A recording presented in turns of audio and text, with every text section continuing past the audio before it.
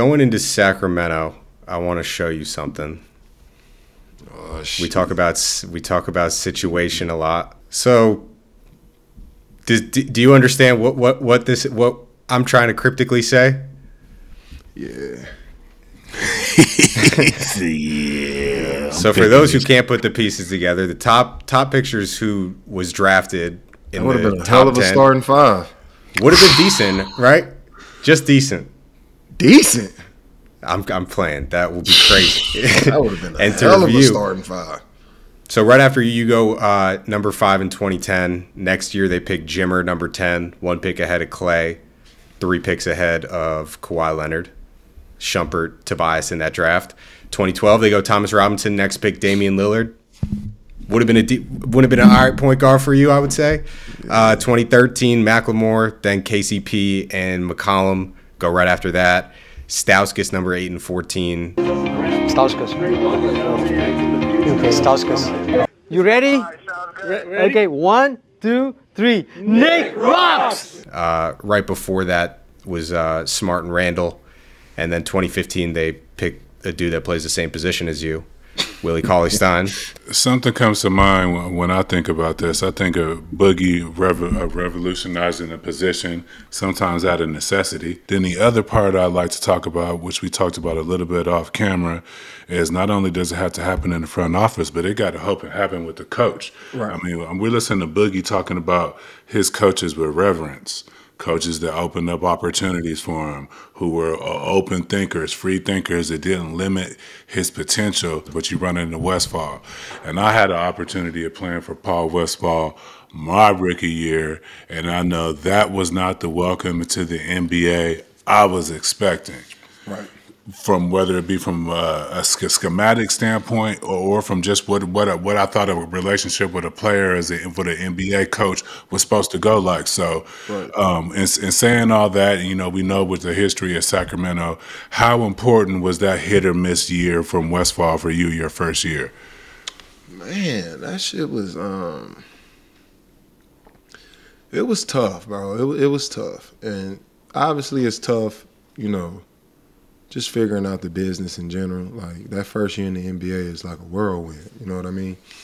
And obviously I'm basically at this point, I'm a year removed from like the hood. Like, waking up in the hood every single, I'm a year removed. I did the year at college and then I was in the NBA. Mm-hmm. So I had a lot of, like, I had bad habits to me. Like, I had some growing up to do, like, typical shit. Like, I had to shake some shit that, you know, what I thought was okay to do or handle yourself or carry yourself. I had to, you know, shake that shit eventually. But regardless of that, me going to Sac, man, I don't even know where to start. Well, one, me and Paul Westphal wasn't even on the same page from jump.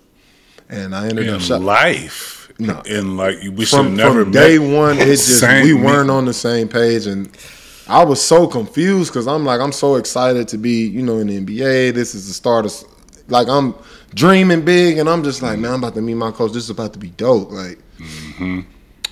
And we just weren't on the same page. He hated the way I carried myself. He hated the way I walked. He hated he hated the way I fucking looked, and. In that moment, it's just like I couldn't get past that part. It's just like, dude, like, I remember one day I was in the weight room. I probably went to the weight room maybe 3 hours before practice. Like, I was trying to go in, get a good workout in, whatever, before practice. And, you know, I had the music playing. I put my music on. Paul Westphal walks through in the middle of my lift. I'm the only one in there. And obviously the trainer. Paul Westphal walks through, like, unplugs the music. And it's just like, we don't allow that type of music here. And I'm like, like, what? Yeah, and I'm looking like, what the fuck are you talking about? Like, and he was like, my teams don't play that type of music, and I would prefer you play some classical music, or it was something else he named. I'm just like, yo, what the fuck? And then he kind of said something to the trainer at the time and was like, anybody play rap music gets fined. So I'm just like, yo, what the fuck kind of shit is this? Like, I'm like, this the NBA, and I'm coming from Kentucky. We got Drake booming, like with Drake. Now we ain't listening to Drake. You feel me? Like we got OJ Juice Man on it. Like we doing our thing. Like, so I'm just like, damn. Like, so it was that, and it was a lot. I mean, I can go on and on with different stories that kind of rubbed me the wrong way with just dealing with him, but it helped me realize like how the system was kind of outdated, if that makes sense. And I've heard stories like that. I've seen like coming up, because I'm a 90s baby, coming up, like even when it came to like high school, middle school, you would have these certain coaches and they'd just be like, no rap music, or but at the time there was grumblings that these old dudes still existing about rap music. Right, yeah. But you still respect it because you're a kid. Like, so now I'm in this position and like I'm getting paid to play basketball. This man is just like, man, no rap music. It's just like, yo, what the fuck are you on? Like, how you gonna tell me what I can listen to? Like, maybe this is comfortable for me when I'm lifting. Like, maybe. So it was just weird. But even with that, what really put the nail in the coffin for me with dealing with Westphal was I hollered at a reporter, and I ain't gonna say his name, but he was a beat writer for many years in Sac. And he actually put me on game because he was like, draft night, like it was a kind of a huge back and forth about who they wanted to draft. And Westphal wanted Greg Monroe, who I think ended up going 7 maybe. I went 5. I think Greg Monroe went 7. Yeah, because Golden State had the 6th pick. They took Epe Udoh. Yeah. But so he was like, yeah, Westphal wanted Greg Monroe. The Kings wanted you. So I'm like, damn, you would think the coach would want the same as the rest of the organization. Like, that only makes sense.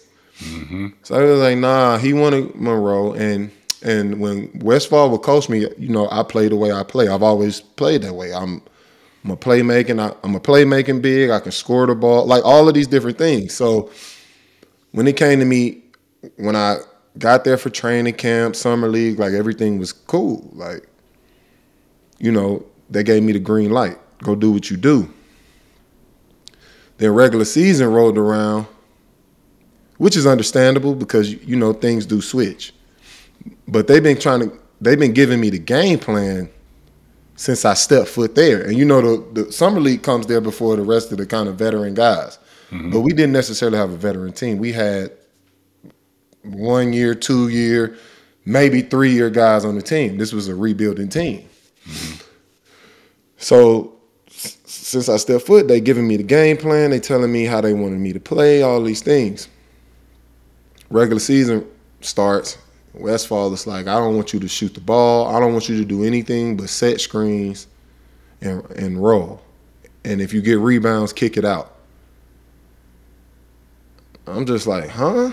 Like, what do you mean? Like, so we were never on the same page from day one.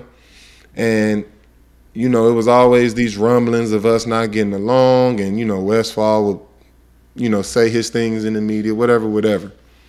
So I ended up hollering at that reporter, and he's the one that gave me the scoop. I'm just like, what dude got against me? Like, he was like, yeah, he never wanted you here in the first place. He always wanted Greg Monroe. And when I thought about Greg Monroe's game and the system, I'm like, well, damn, he do kind of fit the system, so it made sense why he wanted him.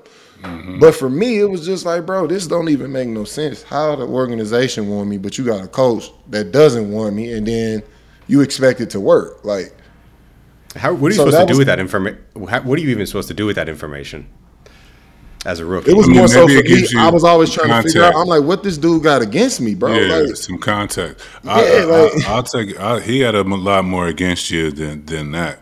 You know, what you represented, what I did for him in 1998, a lot of the same shit that I went through, bonkers shit that he did to me in practice, and that he would do or try to set me up for failure.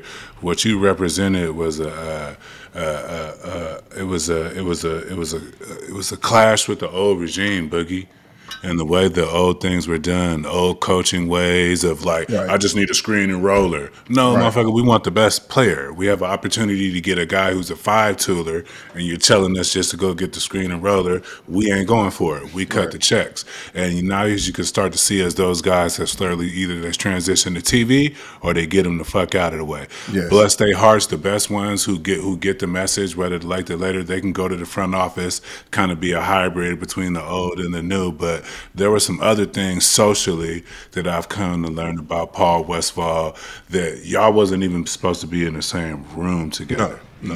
You know what I mean? Like, and I realized that. Like, no other walk in life would you and Paul Westphal meet up for lunch or bump him and be like, "Oh, I like those shoes," or or whatever that shit was never supposed to happen. So I'm gonna go out on a limb because I've been in this situation and say like they never put you. Whether there was ignorance or, you know what I mean, just the trying to build the team, you weren't put in a proper position, bro. And even trying to figure myself out as a young man. Yeah, it's just like, yeah. This coach can't help me figure out my issues because he can't even relate. Like, not even a little bit. Like, yeah, he can teach me about basketball, but as of right now, in the stage I'm at in my life, basketball is maybe 20%. Like, I'm figuring out how to detach myself from old ways, all of these things. And all you got is the man from sunny California that's life been pretty peachy. Super peachy. Like to tell me how to deal with my everyday struggles. And it's not the same. No. And it never will be. Like, well, to both of you, like the fucked up situation is the fucked up situation. I know Jelani, I assume you're the same way. You don't live in a life of regret. But are there any, like knowing what both of you know now, having all these years, is there even anything you think you could have done at that time, whether it be a direct conversation with him, or is it just? I don't honestly, and I've tried. Like for the most part, I've always been the guy that wants everybody, to know is like ain't no bullshit. I try my best to be positive every day, and that's how I carry myself, regardless of the narrative that's surrounding my name. That's how I've always carried myself. I'm laid back, I'm chill, but if you fuck with me, it's up. Like simple as that. Like, and that's just with every aspect of life. Like I'm not a person you just gonna poke with, and you know what I mean. So, but outside of that, I'm out the way. Like I'm low key. I'm completely out the way. Half the time you won't even know I'm fucking there. Seems like those are the people they like to fuck with, though. The ones who on the court, they are who they on the court. We ain't talking no shit. We talk a little shit when it's brought to us, but after the court, it's like, nah, I ain't no beast off the court. I'm about to go over here and chill. You think I'm somewhere slobbering and hollering or arguing with people off the court? You know what I mean? Maybe that ain't even close to who I am. No, out the way, like you said, out of the way. So it was just with that. I just don't. I went on my way to make him like kind of understand me, and I've tried to understand him. But like I said, at that stage in my life, I couldn't relate to him, and he couldn't relate to me. Like, and I could see why, the way I may have spoke or my lingo at the time or whatever the case may be could probably rub a dude the wrong way. Like, once you grow up a little more and see how life's. And you see the different type things that go on every single day, for the most part, and even when it comes to our racial issues in America, like most of that shit, the core of it is we can't relate. Simple as that. And us not being able to relate, when you speak to me and try to explain yourself, brother, I just don't even know what the fuck you're talking about, and vice versa. So until we can get to that part of just understanding each other's foundation, like, we fast forward to another scenario, as in me and this coach trying to coexist. It's just like, bro, I don't get it. Like, I don't get you, brother. Like, and that's okay. It is. That's not my fault. That's not the coach's job or his fault. That was on the organization to make sure you're putting the pieces in place to make this young investment work. And that's just kind of how I look at it. So do I have regret as far as our relationship? No. I mean, I wish it would have worked. Like, you know what I'm saying? I wished every coaching situation would have worked, but that's just how sports go. They don't always work. But for me, it was more so like me being the scapegoat. Yeah. As far as it not working, like, yeah. And then that also rubbed. It's just like, dude, you throwing my name through the mud, like, just because you can't coach this team or the team doesn't fit, that's not my fault, brother. And it's not. And maybe I do play a part in that, but so do you as the coach. Like, you know what I mean? So that's just more so how I felt about it. Yeah, man. And from my experience with this dude in particular, there was no way. He drew a line in the sand, and there was no formal communication. You know, could I have said some things differently? Maybe did I say it to him in front of some front office people or around some people that shouldn't have heard it? But he drew a line in the sand where you had to stick up for yourself, your name. Bro, he was fucking with you. You know, this it was crazy. It would be detrimental if you sat by quietly and let this man do some of the shit that he would try to do. So I'll put a bow on it with that. So, to speak on, I want to say one more, to even speak on that. When I really think about it, like I said, I spoke on us not just being able to relate or even be familiar with each other's sides, but it was this time where I was coming into practice. We was kind of into it for whatever reason, just back and forth, whatever. And I told you I carry myself. Jelani, you see me to this day. I'm low key, like, regardless of how big my name is or was at the time, I've always kind of carried myself the same. Like, I'm low key, I'm out the way. If I was a guy that went out, I'm not the guy standing on the table with a bottle. I'm the guy sitting down in the cut. You don't even know he there. Like, that's just how I carry myself. I don't crave attention. I actually don't like attention. Like, the same. So when I got drafted to the team, they put this big ass poster of me on the side of the arena. I had a big ass picture of me downtown on one of the buildings, like, crazy, like. And I'm coming there and I'm seeing this shit as a young boy, and I'm just like, damn, this a lot. Like, that's my whole face up there, bro. That shit crazy. So it was one day, coach was pissed at me. Westphal was pissed at me. He was talking this shit to me. He said something like, You think you all that because you got a picture on the side of the building? And I'm like, bro, I don't give a fuck about that picture. I'm like, but I'll make sure they take it down. I'm like, take it down. Like, I don't give a fuck. Like, and I'm pulling into practice the next day, and I kid you not, it is 6 men at the top of the fucking arena pulling the poster down. I'm just like, damn, this dude really, like, got it out for me, like. So, and like I said, when speaking on us not being familiar with one another, he probably really felt like, of his standard of how he, does things, I wasn't deserving of it. And he definitely did. You know what I'm saying? So I could see where, like, the animosity or how he felt about me, I could see where it came from. Like, hey, in his mind, he was helping you, and to me, in his mind, I just wasn't deserving of it. Like, and he was like, "I'm gonna knock you down so you can build yourself back up." That's how them motherfuckers think. You're not deserving of it, so I'm gonna knock you down, and I'm teaching you a lesson because this is how I do it, and then you can build yourself back. Well, you've tried to, that's another way of breaking somebody. Right. And then letting them build you back up. Now but if I don't break, then I'm not coachable. Boom. Right. If you don't pick and roll, if you pick and roll and just, then you break. Now he got you. If you still exploring and being the boogie and doing the boogie shit, now you're a problem. So that's how they get you.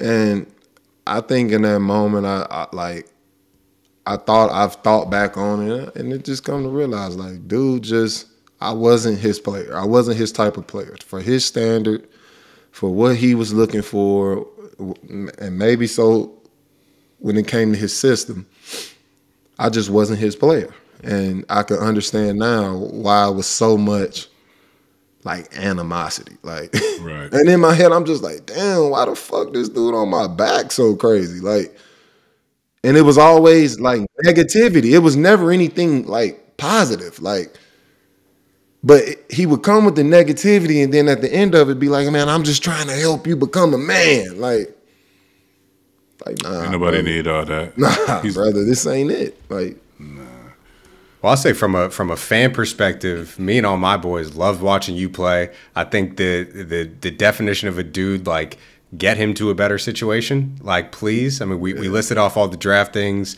Even later after you gone, that front office made some of the worst decisions ever. They could have Luka, but they chose Marvin Bagley over him. So, I mean, hindsight's 2020, but